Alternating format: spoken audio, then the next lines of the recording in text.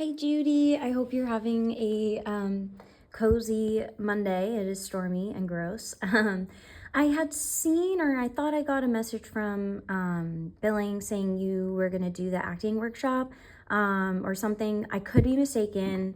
But if that was true and we did miss you on Saturday, I wanted to just give you a little brief kind of outline, I guess, of some of the things that we went over on Saturday night, and some of the exercises that we did. So, and I'm going to walk you through a couple of them. So, feel free to try these, at home for yourself.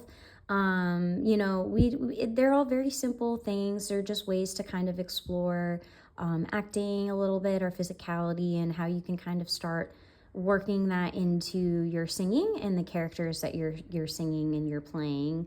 For example, On My Own is a great, Eponine is a very solid character. She's got a huge background, so some of these things that we talked about Saturday, you could use to help you kind of establish a more of a background for Eponine for your song.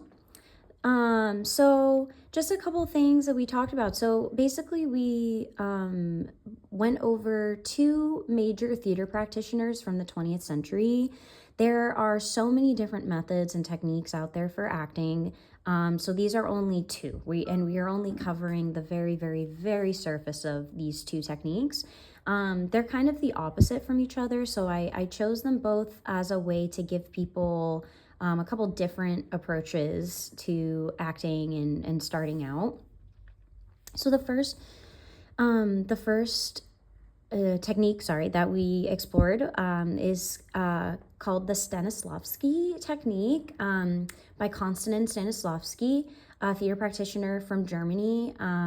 We started with working on some of his aspects. And so basically Stanislavski his main idea for acting is that we can use senses and our memory to pull from actual experiences that we've had in real life in order to influence realistic performances or acting on stage, right? So his idea is that versus trying to worry about being melodramatic and trying to sort of pull emotions or fake emotions out of thin air, you have sort of some context in which you can pull from, whether that's, a real experience that you have or a real memory that you have, in which you can relate it to a character.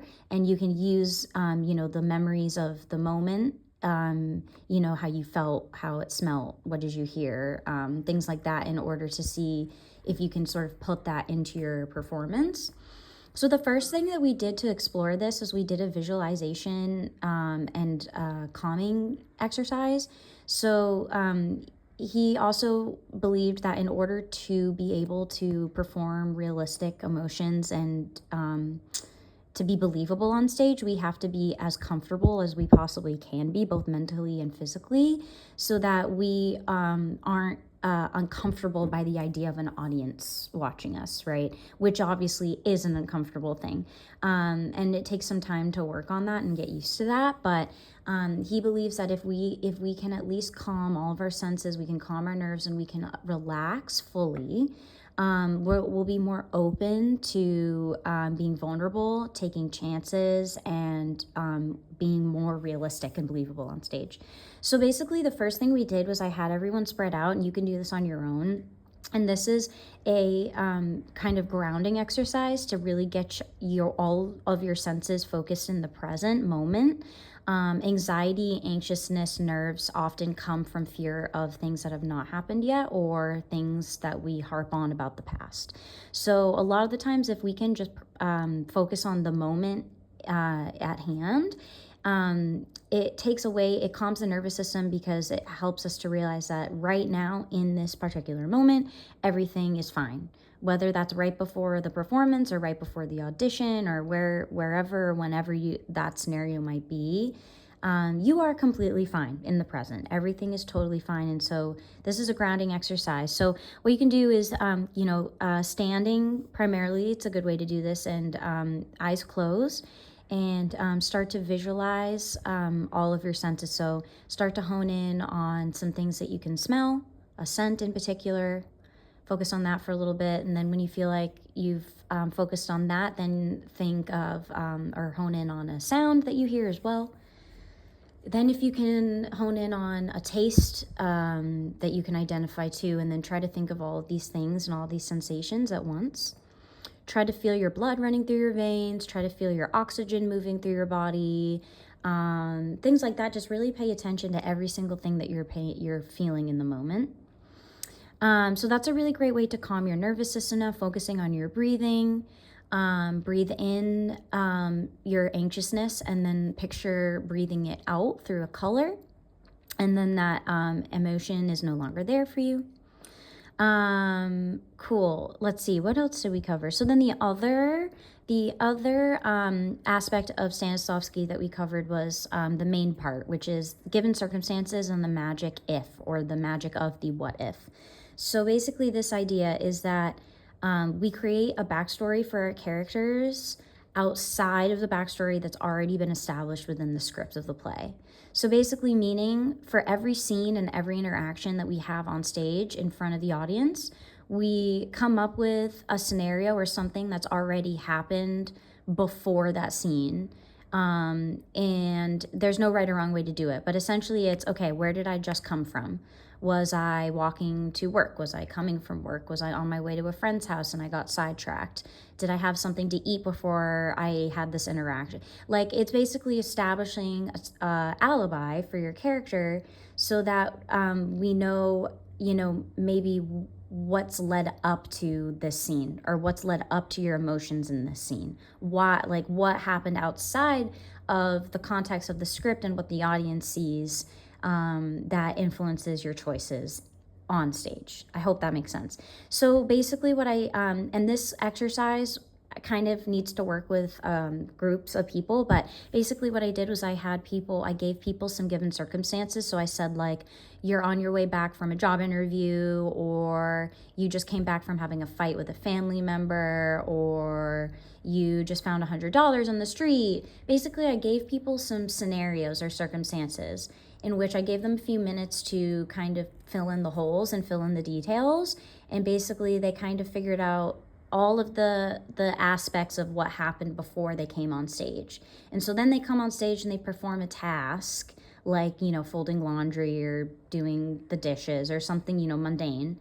But we can see the lingering influence of whatever action that occurred before they came on stage. We can see that in their physicality. We can see that in how they're doing the chore. And that's because they've already established a bunch of detail as to what happened right before they came on stage. And that helps give more realism and context to the performance versus just walking on and suddenly, boom, you have to be a character, and bam, suddenly you have to be there, right? So it just helps us bridge the gap between melodrama and fake, and how can we make realism fit with theater, because theater is supposed to be realistic, right? It's supposed to make us feel things, learn things. It's supposed to be believable. So that's the main aspect of that. And then, not to talk your ear off forever, but the other technique that we covered is Meisner, Stanford Meisner. He is the opposite kind of Stanislavski. He believes in allowing things to happen organically and sort of in the moment without pre-preparing any context.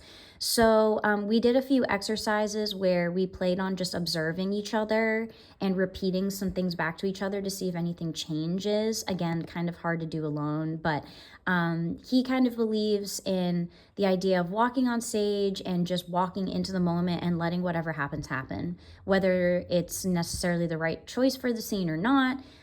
He believes it's a great way to practice having more natural or human interactions, because, obviously when we think about how life goes, anything that happens to us, we don't prepare for, right? Like, we can't predict the future. We can't predict we're going to get into a car accident. We can't necessarily predict that we're going to get into a huge fight with somebody, or we can't predict these things, right? So we have to his idea is that we look at our characters and we look at what's happening on stage as if we also never predicted it either. So instead of determining a whole scenario that happens before a scene starts, he says just walk right into it and feel whatever energy's on stage and let yourself react to it organically, however that might happen. So for some people that works better. For others, they feel like they need to have some preparation and they want to have a little more context for their character. But these are just a couple examples of some of the things that we went over to help give you some guidelines of how to start doing character development. So as always, let me know if you have any questions about anything, and I hope some of this was helpful. I'm hoping to do another type of class like this moving forward so we can continue to play. But yeah, anyways, thanks for listening, and I hope you have a great week, and I'll see you next time.